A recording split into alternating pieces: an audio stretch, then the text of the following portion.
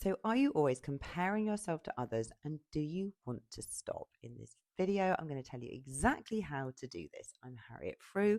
This is the Eating Disorder Therapist podcast. I support people to overcome disordered eating and find peace with food. Thank you so much for being here, and do check out my Food Freedom app if you're looking for more support. Okay, so let's talk about comparisons.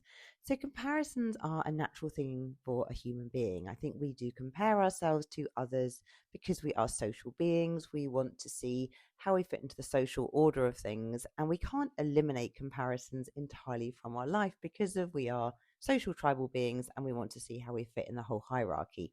However, if you are comparing yourself relentlessly, constantly with others, and always feeling that you are inferior or somehow lacking, then this has become a toxic habit. Because when you are doing this, you're almost looking at the world through the lens of, I'm not good enough, there's something wrong with me, how are other people better than me? And you're going to always feel inferior. You're putting other people on the pedestal of being superior, and you're always feeling inferior. Now, sometimes you might occasionally feel a fleeting glimmer of superiority. And I think particularly with some of the clients I work with, when they're controlling food, they've lost a lot of weight, it can feel like this is the one area of my life that I am better than other people at. But this is fleeting superiority, and it doesn't really make you feel good. Actually, you feel pretty inadequate because there's always someone thinner who's more controlling of food coming along. Comparisons just do not work. They just don't really sustain good, solid self-esteem. So, what to do to really change your relationship towards comparisons, to stop doing this, to actually be much more in your own self-worth. Okay, number one, if you compare yourself a lot, really look at the roots of the issue. Okay, now people I find that compare themselves a lot have done this from a very young age. It might be with siblings, it might be with friends at school. It's usually rooted in something quite early in life, maybe for whatever reason, where you were compared a lot with other people your own age, and for whatever reason you felt inadequate, you felt not good enough. So if you compare yourself a lot, look for the roots, okay? It's probably rooted with siblings, probably rooted at school, it's probably rooted around something where you got the message from someone in your life that you weren't good enough. So what you need to do is go back and recognize this through your adult eyes and really parent that inner child and understand what he or she or they were going through, and offer yourself deep compassion and understanding, and realize that probably that lens of comparison back then was not really relevant, it was not really right or kind, and you are still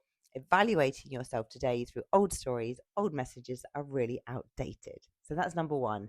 Get to the roots, because of once you can pull out the root, you can understand a bit more how that is infiltrating into everything today in your life. Okay, number two is just really work to reduce the habit. So notice when you are doing this. Now, some of my clients will talk about going out into the world, and for example, if they're feeling insecure about their legs, they are literally looking at everyone else's legs and comparing other people's legs with their legs and deciding who's a thinner or bigger or smaller or whatever. And this is like a constant focus and taking up so much attention and time and energy. So what you want to do is start to notice when you're doing this, and it will be hard to stop initially, but what you want to do is divert your attention, interrupt the pattern, divert your attention towards something else. Because if you're looking for the evidence that there's something wrong with your body and comparing with other people's bodies, you are going to find it. It's a classic thing that I always say, that if I had a spider phobia, I started crawling around on the floor looking for spiders, I would see them everywhere and I would be very afraid. Okay, if you are looking for the evidence of other people having a better body part than you're probably going to find that evidence, and then you're going to feel inadequate and you're not going to feel good enough. And this is true for everyone, whatever size, shape of their body. Okay, even supermodels who objectively have perfect bodies, if they start comparing themselves all the time to other people, they're going to find younger, prettier, thinner, whatever people always coming along. It's so hard to win. Okay, so notice the habit of comparing and work to reduce it. Okay, number three. Little challenge: next time you are out in town, notice different body shapes and people that are walking past, and look at the real bodies that you're seeing that are not on social media. Okay, because often what we're doing is we're comparing ourselves to idealized, perfected images.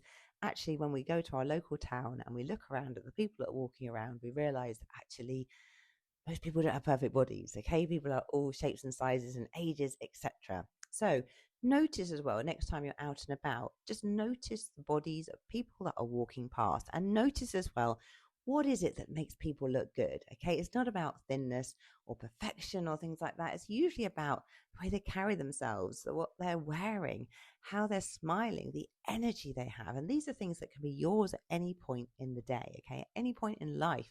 Okay, it's not about achieving a certain physique or thinness or weight that's going to bring you that happiness.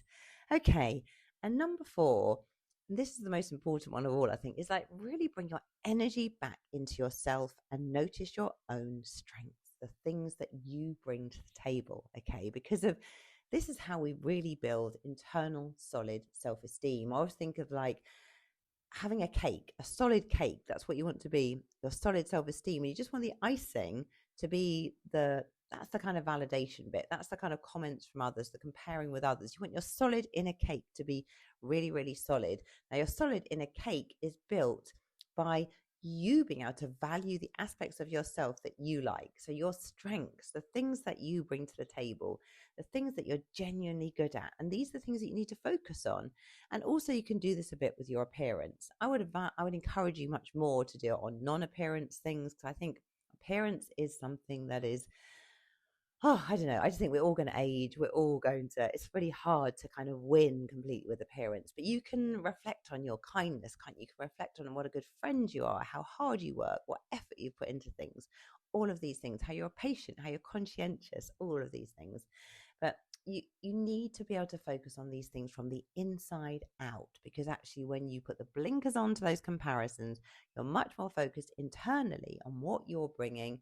You don't have time for comparing because you are busy creating, you're busy connecting, you're busy in your own world. This doesn't mean becoming some selfish person who just doesn't connect with others, but it means that your focus is much more internal rather than always looking sideways for how you don't measure up, how you're not good enough, how you're inadequate. Okay, so I hope that gives you some tips to deal with comparison. Please do follow, rate, and review for more episodes. If you're on YouTube, please subscribe. I will be so grateful. Thank you so much for being here today, and I look forward to sharing another episode with you very soon. Thanks for listening. Bye for now.